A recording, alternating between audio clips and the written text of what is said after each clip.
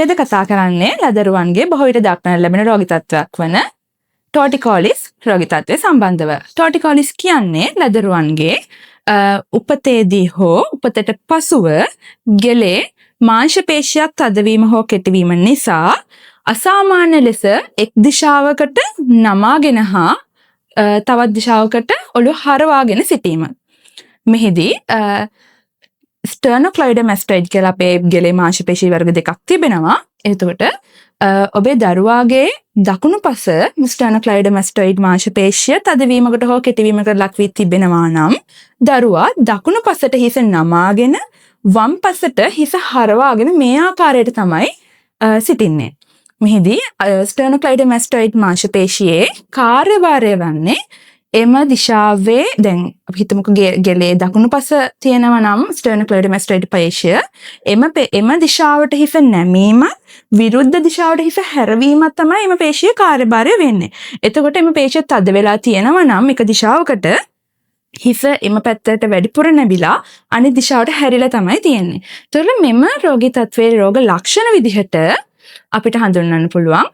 උදාහරණයක් විදිහට කලින් කිව්වා වගේම දකුණු පස නම් මාංශ පේශිය තද වෙලා තියෙන්නේ. දරුවා දකුණු පසට හිස නමාගෙන වම් පසට හිස හරවාගෙන තමයි සිටින්නේ.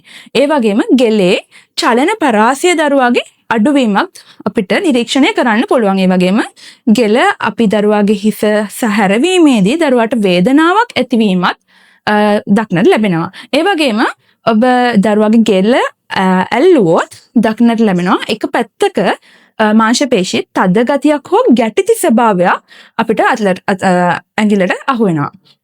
ඒ වගේම මෙම ටෝටිකෝලිස් තත්ත්වය ඇතිවීමට හේතු විදියට උපතේදී හෝ උපතට පසුව හේතු දක්වන්න පුළුවන්. අපි කියන උපතේදී හෝ උපතට පෙර ඇතිවෙන තත්ත්වයන් වලට කන්ජෙනිටල් ටෝටිකෝලිස්, ඒ වගේම උපතෙන් පසුව දරුවා සිටින ඉරියව් නිසා ඇතිවෙන තත්ත්වයට අපි කියනවා පොස්චරල් ටෝටිකෝලිස් කියලා.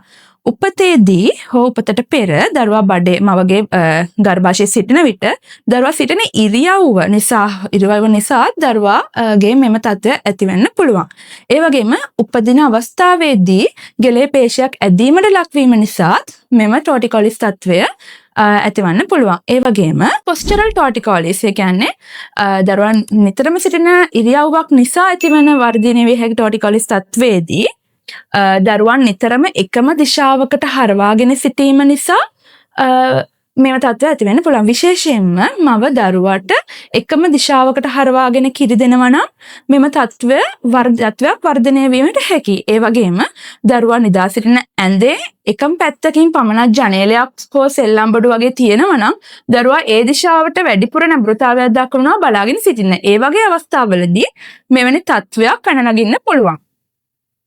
ඒ වගේම මෙම තත්ත්වයන් තිවීම සඳහා ජානමය හේතුත් බලපානවා.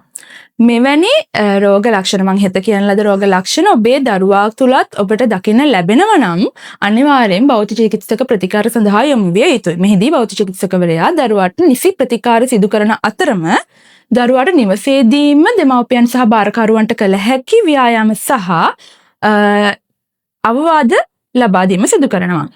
විශේෂයෙන්ම මෙහිදී දෙමව්පියන් සහ භාරකරුවන් දැනුවත් කිරීම අනිවාර්යෙන් සිදු කරන්න අවශ්‍යයි. මොකද උදාහරණයක් විදිහට ගත්තොත් මම කලින් කිව්වා විදිහට දරුවාගේ දකුණු පස ස්ටර්නොක්ලොයිඩෝමැස්ටොයිඩ් පේශිය තද වෙලා නම් දකුණට හිස නමාගෙන වම් පසට හිස හරවාගෙන සිටින්නේ. එතකොට වම් පසට හිස හරවාගෙන සිටින නිසා නිතරම දරුවා ආස කරන සෙල්ලම් බඩු කෑම බීම ආස කරන පුද්ගලයන් සිටිය යුත්තේ දරුවාගේ දකුණු අත පැත්තෙන්. එතකොට දරුවා වම් පසට හැරිලා ඉන්න දරුවා උත්සාහ ගන්නවා දකුණු පසට හිස හරවන්න. දරුවාගේ සෙල්ලම් බඩු ඒ වගේම දරුවාට නිතරම කතා කළ යුත්තේ දරුවා හිස හරවාගෙන සිටින පැත්තට විරුද්ධ දිශාවේ ඉඳලා. ඒ වගේම කිරිපෙවීමේදී දැන් දරුවා හිස හරවාගෙන සිටින්නේ වම් පැත්තට නම් දකුණු පැත්තට හිස නමාගෙන දරුවාට කිරි දෙන්න ඕන දරුවාගේ දකුණු අත පැත්ත මවගේ දිශාවට තියෙන විදිහට. එතකොට තමයි දරුවා විරුද්ධ දිශාවට හිස හරවාගෙන කිරිපානය කරන්න උත්සාහ ගන්න.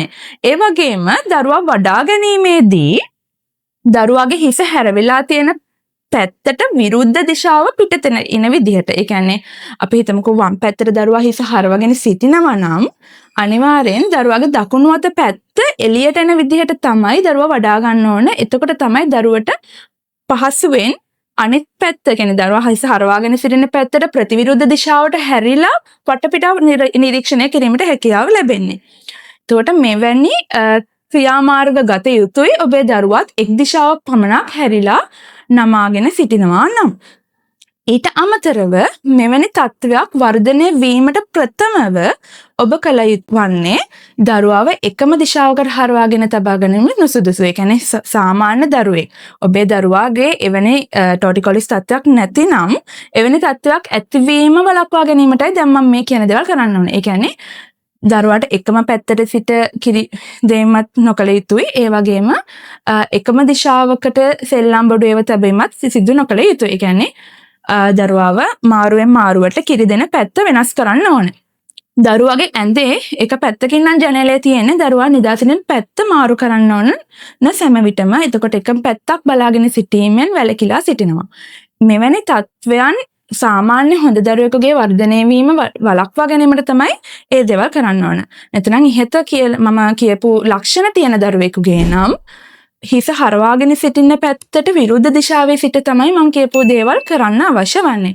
මම හිතනවා අද කතා කරපු ටෝටිකොලිස් තත්ත්වය පිළිබඳ මේ වීඩියෝ එක තුලින් නිරඹීමෙන් ඔබට යම් දල අවබෝධයක් ලැබෙන්නේ නැති කියලා. ඔබේ දරුවාගේ මෙවැනි හිස එක පසකට නවාගෙන අනෙක් පසට හිස හරවාගෙන සිටිනවා නම් ටෝටිකොලිස් තත්ත්වයක් කියයි ඔබ සැක කරන්නේ නම් අපගේ ඇක්ටිව් ප්ලස් ළමා බෞද්ධ චිකිත්සක ප්‍රතිකාර මධ්‍යස්ථානය වෙත පැමිණ ඒ පිළිබඳ නිසි ප්‍රතිකාර ලබාගෙන නිසි උපදෙස් ලබා ගැනීමට පුළුවන්. දෙපා වාරු නැති දරුවන්ට පණ දෙන ප්‍රතිකාර Mahagedara active plus paediatric physiotherapy and rehabilitation centre Horana 034 221 78 50